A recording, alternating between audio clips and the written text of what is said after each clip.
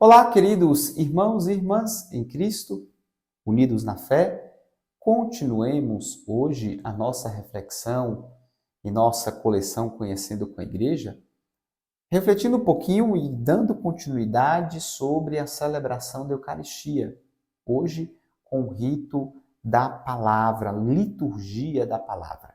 Terminados os ritos introdutórios com a oração da coleta, nós passamos para um rito muito importante, que é o rito da palavra. Aqui nós verificamos uma mudança de espaço litúrgico, se é que assim podemos dizer.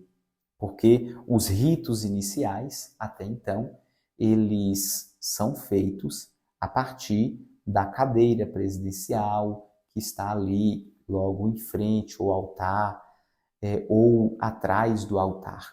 Portanto, quando nós passamos para o rito da palavra, nós verificamos uma mudança de espaço. Nós vamos, então, ou melhor dizendo, os leitores, os proclamadores, também o sacerdote na proclamação do Evangelho, nós vamos nos aproximar daquela que nós chamamos também de mesa da palavra, ou muito conhecido também de ambão. A palavra ambão, curiosamente, é uma palavra que vem do grego ambon, que quer dizer lugar de proclamação ou lugar de elevação. Ou ainda uma outra palavrinha chamada anabaino, que quer dizer lugar elevado. Era muito comum, desde o Antigo Testamento, por exemplo, nós escutamos na narrativa de Neemias que depois que o povo chega do exílio da Babilônia, na proclamação da lei, o escriba Esdras estava num estrado de madeira, ou seja, um lugar mais elevado de onde ele proclamou a lei para todo o povo de Israel. Então, quando a igreja traz esse nome de ambão, está falando de um lugar de destaque, de um lugar elevado, para que a Assembleia Litúrgica veja a palavra e, sobretudo, a escute de alto e bom som.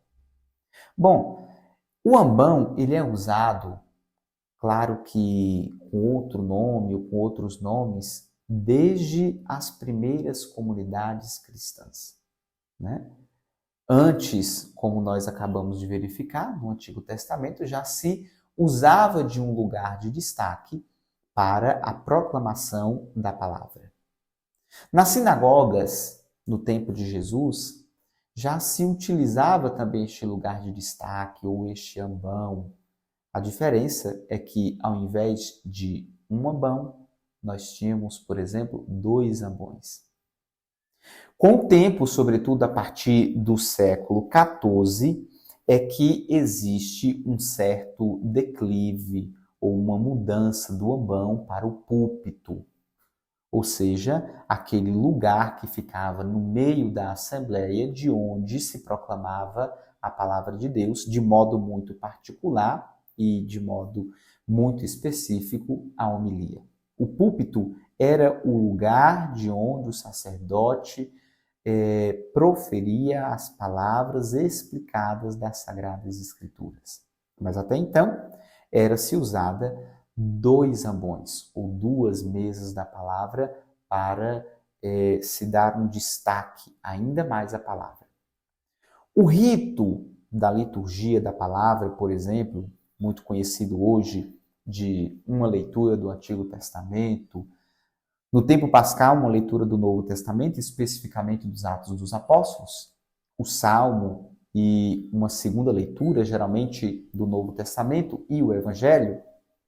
Este rito, ele teve a sua origem, ou nós temos como fonte, a própria sinagoga dos judeus. Aliás, diga-se de passagem, e nós já falamos sobre isso, o nosso rito da missa brota do rito judaico de celebrar a Páscoa do Senhor. Mas o rito da palavra também possui as suas fontes na liturgia judaica, em que se proclamava a lei, que basicamente era do livro do Gênesis até o livro dos Macabeus, e os profetas, que era do livro do profeta Isaías até o livro do profeta Malaquias. Claro que no Novo Testamento, então, nós temos o acréscimo do livro dos Evangelhos. Portanto, meus irmãos e minhas irmãs, o rito da palavra é de fundamental importância porque nos insere na escuta e no acatamento de coração da palavra de Deus através das Sagradas Escrituras. Este rito, ele se conclui com as preces ou a oração da comunidade. Uma vez proclamadas as leituras, compreendida e guardada no coração, a comunidade de fé, portanto, agora pode elevar ao Senhor as suas preces, baseando e tendo em vista a palavra de Deus. Muito obrigado por refletir conosco e Deus abençoe.